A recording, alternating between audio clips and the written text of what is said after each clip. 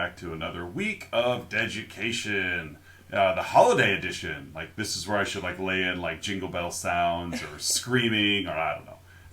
No, it's where Courtney and I, we take a horror film. This month, all Christmas horror films, and we talk about it and then try to diagnose what it would be like being an educator in that environment. As much as I do enjoy that segment, I feel like some weeks it is really hard to wedge in some sort of lesson. It is. Sometimes I do. I'm like, all right, let's stretch it here. Where are we going with this one? Because we haven't really come across a lot of kids in our stuff, which is okay. That's good. Because we see enough trauma in our classrooms. We don't need to see traumatized children on TV. Anyway, I'm Mike. And I'm Courtney. And we are here in week 2 of December to talk about a movie, a 1984 Christmas horror film called Don't Open Till Christmas. A movie that I added to the offerings for last week. I was intrigued by it, and to be quite honest, it did keep my attention for the whole time. My wife as well, but like the stereotype of Chinese food. Like, it filled me up, and then quickly I was hungry again. Because I do not recall much of what happened in this movie, and I watched it less than a week ago. Mm-hmm. So, Don't Open Till Christmas. What do you think? I got an idea for this one. Okay. I'm going to run it by you. Normally we go like beat by beat by beat, which was fine. But I think for this one... what do you think about just giving the overall, like, just the quick and dirty plot synopsis, and then talking about some of the different death scenes? Yeah. As, like, the dessert for... Because really I feel like that's what a movie like this has. Like, the story itself wasn't terrible, but it just was so clunky in its delivery. And with that it was... And then it's like, then you had to almost like find little nuggets of fun in there. And so it's another one of those weeks where, because it's an 80s horror film, you got plenty of nudity. Yeah. Sorry, you cut out there for just a second. So all right. I didn't know what you had said, so I don't want you to think like I was disregarding that. Right. But yes, there was a lot of nudity in this movie. Very, like, completely... I won't say the nudity in a movie is ever necessary, but man, this was just, like, boobs for boobs' sake. Yes. A lot. Let's introduce characters that have no purpose, just so that we can figure out a way to shoehorn in some breasts. Yes. Although, my wife she told me, she goes, make sure you guys talk about that outfit that she was wearing. I'm like, okay, I'll make sure that I bring that up. With all the straps. That was the one I was like, wow. So that's what it looks like if a fish is getting out of a net. All right, so the plot of this one, long story short, we have somebody who is murdering Santa Clauses.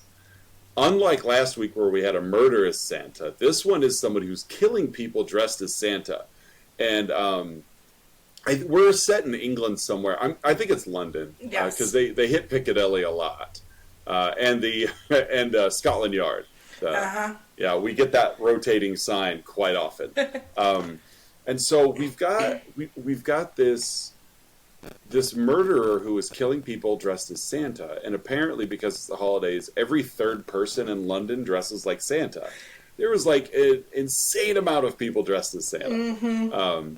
And so we've got a detective, Chief Inspector Harris and Detective Powell are trying to figure out who the murderer is, because they just, I don't know, it's like the killer's got like this bloodhound nose for Santa costumes. Yes, he's everywhere. He is like what some would say like Jesus is like omnipresent. Exactly. You know, it's like this Santa killer is omnipresent. It's like somebody steps out the back door of a bar to take to go pee in the alleyway, and he's there. Yes. With no rhyme or reason. It's like, Nope. this is London. London is not a small city. This is London, England, and this man is like, there's a Santa's there's a over Santa there. costume somewhere, and he gets them all. Like, I don't like. There's only one survivor, and that's just Yeah. because, well, she was naked. Yes. Minus the. It's so weird. This movie is so weird. And so yeah, we get like I said, we get the Inspector Harris and the Detective Powell are investigating these murders. We'll get into some more of the plot details. Like I said, this is quick and dirty. Well, guess what? The killer ends up being the insane brother of Harris, right? Yes. Of the inspector. Giles. Oh yeah, Giles. Yeah. Giles is the murderer of the Santas, and like it's not even like a big surprise. Like he reveals, like we see his face, like, and this is only an 86-minute movie. We see his face fairly early in the movie, and I mean we're talking like within the first half hour we see this person. So it's not like it's, because they kind of almost lead it up a little bit of like, oh, is one of the policemen the killer? And they're like, nope, it's not him. But it does turn out to be the brother of the policeman, the brother that we didn't know he had. Like, it's just so clunky in that, like, it's like when little kids are making up a story as they go. Story of my life. I know it is. It's like when little kids are making up a story as they go, but they're doing it by like looking around the room to find the next detail. Yes. It's like, and so then, it's like, right. Okay. and that's kind of how this movie felt. It's like there's just new people popping up all over the place, and nobody has the right mix of emotion that they should. Aside from really the two police officers, Inspector Harris and Detective Powell, we really only have two more people, Kate and Cliff. Yes. Kate being the daughter of the first murdered snowman, which we'll get to the murder in just a little bit. But like through the whole movie, like Kate witnessed her father get murdered. And it's all a mystery. Like he gets murdered in a crowd of people and nobody sees anything. But like she's not sad or no, upset. She's not. Like she's just out about the town, and it's like, but also not. It's not directed enough to make it look like she might be in on it. Yeah. She's just like, the story is just that clunky, and it's like I guess. Let's put it this way, and I'm not even kidding. I think if this movie were filmed and everybody had like an American English accent, I don't think it would have held my attention at all. No. But it gives for some reason, a little air of sophistication when you've got a British cast, and it's like, ooh, a foreign film. Yeah. Oh man, but yeah, that's really it. We get the two cops, we get Kate, we get Giles, and then another girl that he kidnaps but doesn't, Sherry, but he doesn't do anything with her.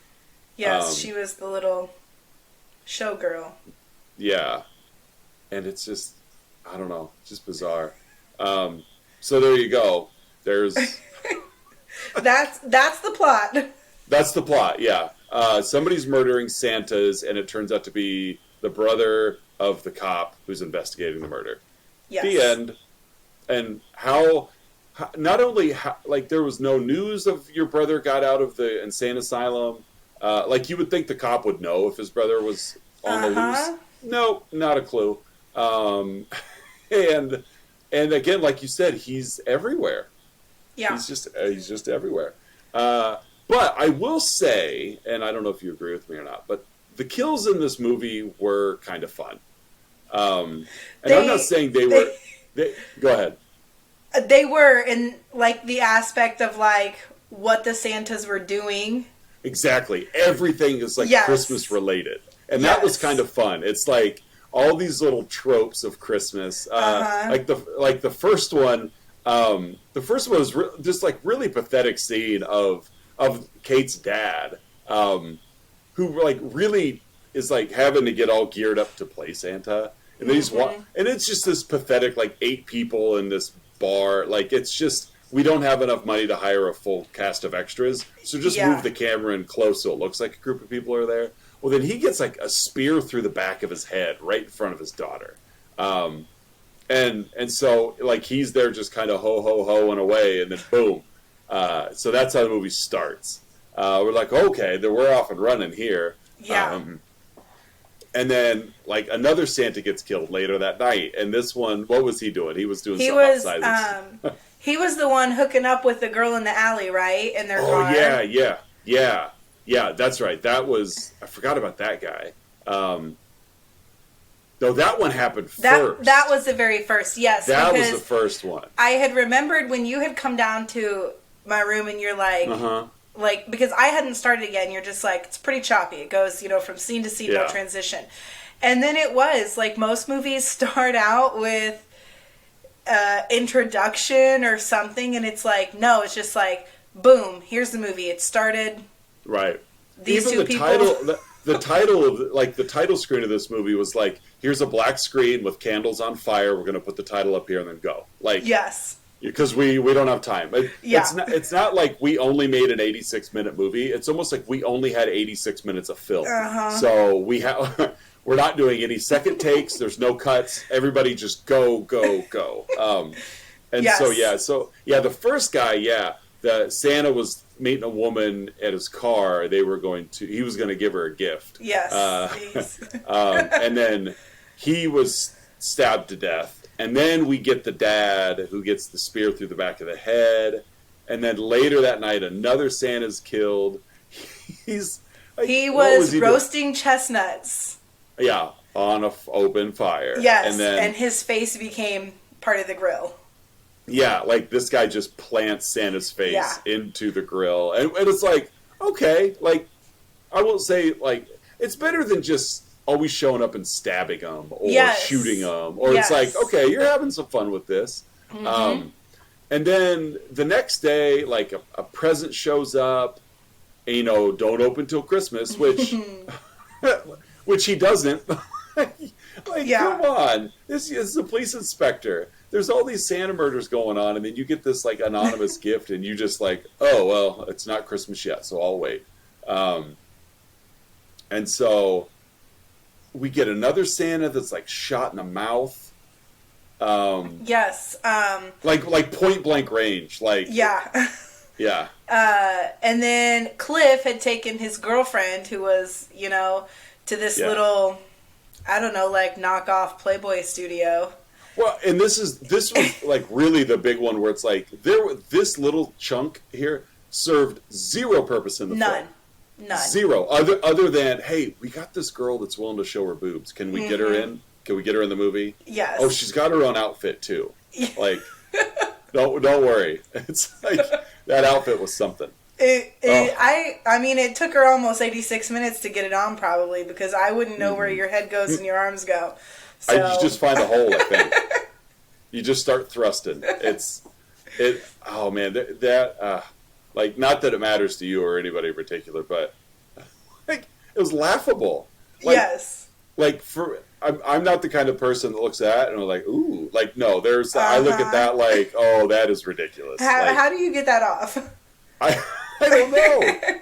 I don't Yeah. know. It looks like it has some sort of like utility purpose. Like, there should be little tools strapped to it or something. But no, it's just It's just there. It's a game of cat's cradle gone very wrong. Yes. And but yeah, this whole scene, I don't get it. Like again, Kate, your dad was just murdered like yesterday. Mm-hmm.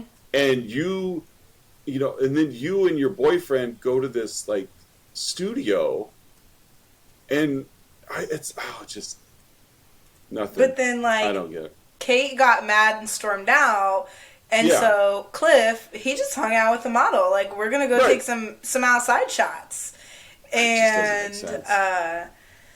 So then the police, and this is where she has become like the only survivor, because Santa comes up rubs the knife like up or down Right. her. Yeah. He's checking her out. Yeah. Oh, and she's at some point she took off her strappy stuff Yes. because I she don't just know has on when. like she just has on like a Mrs. Claus cloak kind of Yes. thing. She's like running around. Again, this is Christmas time. She's running around London, which is not known for its warmth. She's running around London in a cloak and a pair of underwear. Mm-hmm. And naturally, because she's wearing something red with some fluff to it, like, oh, our killer sniffs her out, and Yes. he knows exactly which back alley she's going to be going down. Uh-huh.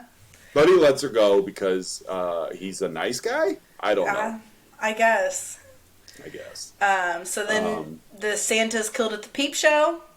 Yeah, we get like this subplot a little bit going where we meet our other, like, Kate just kind of disappears. Well, Yeah, she didn't really for a little disappear at this bit. point.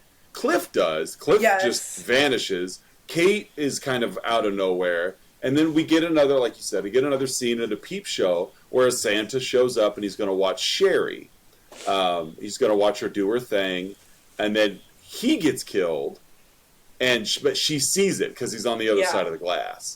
And so, it's like they introduce this new character, and then we get the police showing up to talk to Kate and Cliff. Cliff's a suspect now because he's been around for 2 of those murders. Mm-hmm. And so they, it's just weird. And then we get Giles and Powell meeting Yeah. up. Which of And- course we don't know yet that Giles is Harris's brother, but Correct. Giles is around. He's like pretending to be a reporter. And this is where Powell realizes, like, whoever Giles works for is not a real newspaper. Yeah. Or Powell's they like didn't the only. know him.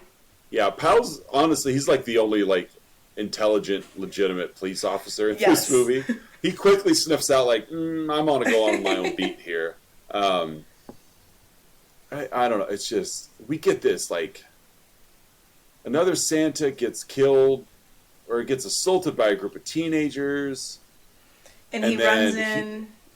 and then he gets killed. Then we get this weird like idea where they're gonna put a bunch of like cops going undercover as Santas Yes. to try to sniff out the killer, and 2 of those are killed. Like, Yeah, and I'm just like, I don't know, common sense was just not, no. like... Then the killer shows up and takes Sherry Yes. because Sherry saw him murder, and he let her live the first time, so he takes her, and like he tells her like she's gonna be this like ultimate sacrifice. Mm-hmm. Because she represents all the evil of Christmas. It's just so, I don't know. They took Harris off the case because, who knows, like, I don't know. We get this really, really weird, like, musical number. Yes, and I mean, it's she's doing a good job up there singing, and some Well, yeah, Santa. she's an actress known for being in horror films herself. But even in this Okay. movie, she's playing herself. Okay. Like this isn't like a movie I star in. It's almost like, hey, you want to see if Carolyn Monroe will be in our movie? And she's just like, well, yeah, if the money's right. Yeah. And so now she's doing this. There's a musical number. Yes, the dead and this Santa Santa, ends up is wandering around, and he's Right. ends up on the trapdoor with like an axe, Yeah, either a machete Type- or something to the something. face. through his head, and she, the trapdoor comes up with not what it was supposed to have on it, because now dead Santa's on there. Right. Yeah. Kate's now very suspicious of Harris, and so she tells Powell. Powell's like, no, not real. Nothing to go off of there. So she goes to the mental institution to investigate him. Why? If you see somebody, like, not that we have a lot of mental institutions around anymore, but if there's somebody that come across your radar that didn't seem on the up and up, why would you immediately go to the insane asylum Yeah. to check of their legitimacy? No, Like, no, thank you. you would only do that, of course, if you had to move the plot along. Yes. We get another Santa that gets castrated. Yeah, he's just peeing, and I mean this knife was this sharp. This was a very brutal scene. This Santa, like you said, he just goes to the bathroom to pee, and then again, out of nowhere, like why would our killer know that? Hey, I better go hide out in this bathroom. I have a feeling Santa's going to be in there soon. And just hacks it off. It's gone. Yeah. I don't know. Kate, Giles goes to Kate's apartment. She finds out he's just been released from the insane asylum. She finds out here that Harris is her brother. Yes. And the reason she couldn't find anything out on Harris is because his real last name isn't Harris. It's Harrison. It's Harrison. Like, oh Lord. Good name change. Yeah. And then she gets killed. Yeah, Powell calls her, but meanwhile, Giles strangles her and stabs her. It's like the first non-Santa death we've seen. So it's like, we're just going to abandon that now, apparently. Mm-hmm. Powell gets to hear her die over the phone, and then, like, teleports to her apartment? Yeah. Like, they were right next door. Yeah, exactly. It was the old game of telephone where they each had a can on the end of a string. He's just outside the window. He just, like, this is what I was talking about, the clunkiness of the edits. It's like, we see this happen on the phone, and then, like, one frame later, he's standing in her living room. Yeah, there's no like hanging up the phone and rushing out of his place, or there was no. It was just boom. Now he's there, and so Powell, he's chasing Giles around, and you think it really is building up that Powell is going to be the hero. Yes, because he quickly separated the wheat from the chaff. He's going straight in. He's got this down, and then nope. Psych. Nope. He gets killed. Yep, he gets electrocuted. So now Giles has completely bucked the trend, and he's now killed two people that aren't dressed as Santa. Meanwhile, you forget, like my wife and I completely forgot that he had abducted Sherry. Yeah, because now he goes back to his boiler room, which is like the hangout for all murderers. Yeah, they all. I think it's just one big warehouse full of separated rooms. You just rent it out. It's like a storage space, but it's just a mattress and a light bulb on the ceiling. So yeah, he's got her tied up. I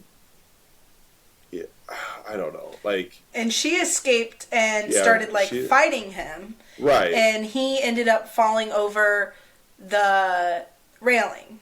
Did you notice, because we did when we watched it, they went up a ridiculous amount of stairs. But didn't fall down many. No, not only that. There were no doors. I didn't. You guys are way more observant than I am on that stuff. Well, we were finding something to be interested in at this point. We're watching it, like, chasing up all these stairs, and not a single flight of stairs had an exit. Including all the way at the top. They get all the way to the top of this building. It's just exercise, like, stair climber. Yeah, and there's no exit. Like, there's no outdoor to any floor. It's just like this giant staircase enclosed with walls. And, like you said, it must have been like a fireman's training or something. Yeah. Like, oh, Lord. How fast can you get to the top? Yeah, she shoves him over, like you said. She shoves him over the railing backwards. He falls all the way to the bottom. Doesn't die. No, because she goes down to check on him, and he... Which you do in an 80s movie. You gotta make sure they're dead. Not that there's any police to call anyway. Exactly. They're dead, too. But no, he comes back to life, and then we get a flashback. Yeah. What? Oh, we get a flashback on why Giles hates Christmas. Yeah, and it's because his dad, who was dressed as Santa, was cheating on his mom, and he caught her. Yeah. Caught him. Yeah. And so when Mom found out about this, her and Dad got into a fight, and She also went down a flight of stairs. Yeah. So he hates Christmas and he hates stairs. Well, no, he hates Santa. And he's Santa, yes. So and spend some time in the insane asylum. So it's like, clearly it did a number on the dude. So did Sherry die? Did Giles die? I don't know. They never resolved it. We thought he was dead. She checks on him. He wakes up and he starts beating her up. Yeah, but and then it cuts to this flashback, and then cuts to Harris in his apartment, who opens up the gift because he follows instructions very well and was told, "Don't open this till Christmas." He has way more willpower than I do, because I'm wanting to know what Casey got me for Christmas now. Right, but if Casey were to give it to you now and said, "Don't open till Christmas," you can't wait 2 weeks. No, I would not be able to. And so he finds a card, something like a Christmas present from your brother, and then it's a music box, which is like, oh, that's sweet, it is. and then it just explodes. And so there goes the somehow this tiny music box was chock full of explosives. Like an insane amount of explosives. He learned how to build a bomb. In the insane asylum. Explosives, yes. That was his group therapy. Oh man, this movie. And that's the movie. You know what? we can say we've seen it. Yes, we can. And it's been the first one that you haven't seen as well. That's correct. Yeah. So there you go. The actor who played Inspector Harris was also the director of the movie. Yes. Just reading some stuff here on Wikipedia, there were some issues that he quit, which is probably why Harris, the character, vanished for a while. So he quit. And the writer took over the directing, and then 2 days later he was fired. Oh my gosh. And then the editor of the movie was hired to direct. And let's put it this way. The editor of this movie could barely edit the movie. Now you want him to direct it. And then they rewrote a lot of the script. But because of the scenes that Harris was already in, they either had to reshoot or cut him, but then budget got in the way, so they just hired him back. Oh my gosh. It's just okay. It was something, this movie. Don't open till Christmas. Ladies and gentlemen, the lesson for this is just, better yet, don't open it at all. Yeah, just don't. Yeah, don't open it at all. Let's grade this thing. All right, I'm coming in with a fat D. Fair enough. Because there are no transition, words, no nothing. I also, now hearing you say that, I completely understand. I think the director, the writer, the editor, they all had different views for this movie, and it shows because it's choppy.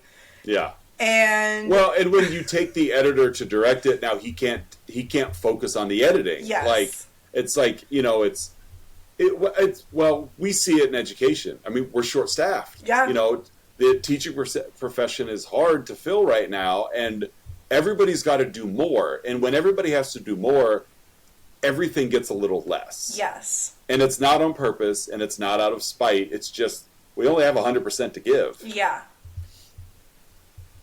And a choppy story is definitely cuter coming from a 5 or 6 year old than a 1984 film. Than something that has at least thousands of dollars behind it. Yeah. I'm also going to give this movie a D. The kills were creative. They were. It was fun to see him play on some of that. You could always chalk it up and say that we've watched a foreign film, even though it's just from England. It technically qualifies as a foreign film, but no, it was bad, but it was fun. Yes.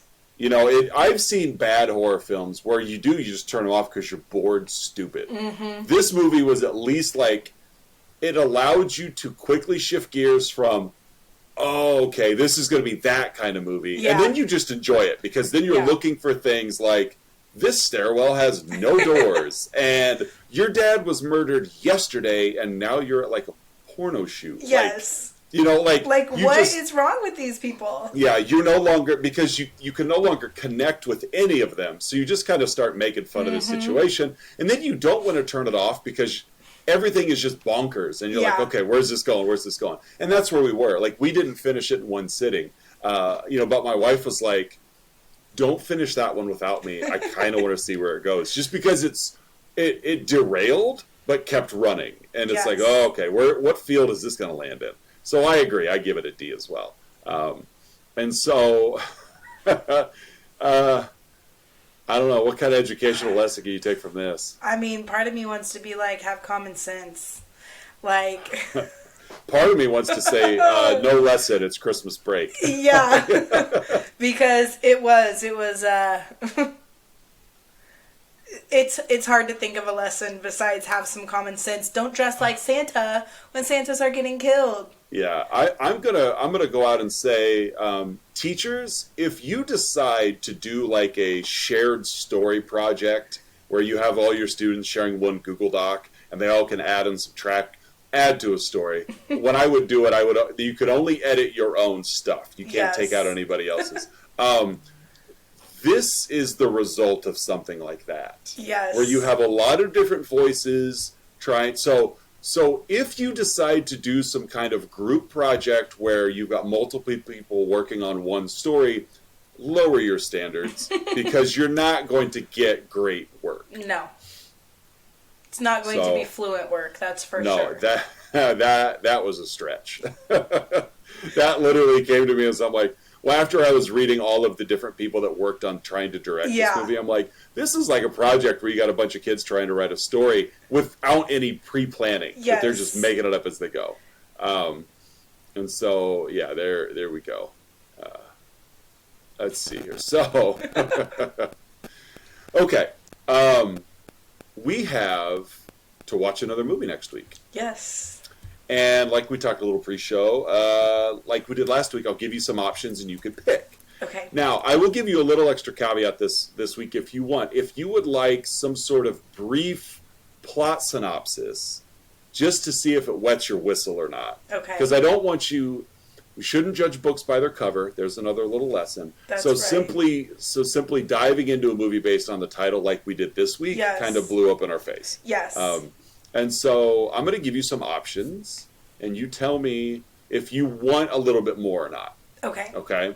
So option number 1 is a 2010 movie called Rare Exports, A Christmas Tale. You want to know more about it or no? Yeah. Okay. It is a take on another evil Santa. It is a foreign film. Okay. And this one with subtitles. Okay?